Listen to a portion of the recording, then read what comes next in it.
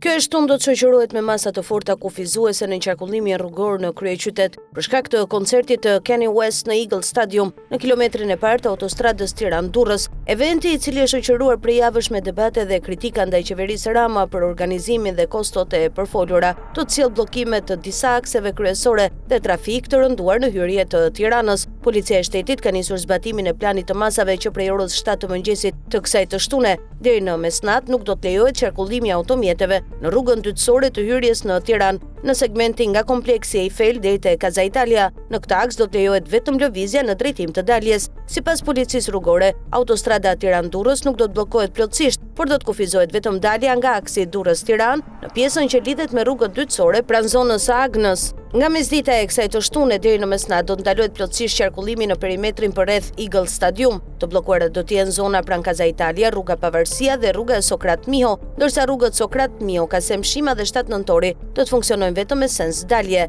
Një tjetër problem për qytetarët që do të ndjekin koncertin është mungesa e parkimeve. Edhe pse pritet një pjesëmarrje masive, pranë stadiumit nuk janë vënë në dispozicion hapësira për parkimin e automjeteve. Për këtë arsye, policia këshillon përdorimin e transportit publik, autobusëve të dedikuar ose taksive. Ata që do të zgjedhin të shkojnë me makinë private do të mund të lënë vetëm pasagjerët, ndërsa automjetet duhet të largohen menjëherë nga zona. Koncerti është parashikuar të nisë në orën 20, ndërsa hyrja e spektatorëve do të fillojë nga ora 18. Policia do të jetë angazhuar gjatë gjithë aktivitetit, si në hyrje, ashtu edhe në daljen e pjesëmarrësve. Sipas autoriteteve, në koncert pritet të marrin pjesë mbi 60.000 persona dhe shqetësimi kryesor mbetet menaxhimi i daljes së menjëhershme të turmës pas përfundimit të aktivitetit. Për shkak të këtij eventi që është propaganduar fuqishëm nga gjithë qeveria Rama dhe oligarkët pranë tij, ku madje biletat janë ofruar me skonto një ditë para, madje edhe falas për të mbushur stadiumin, policia paralajmëron se gjatë gjithë ditës mund të krijohen bllokime dhe vonesa në hyrje të Tiranës, nga ura e institutit deri tek mbikalimi i Casa Italia,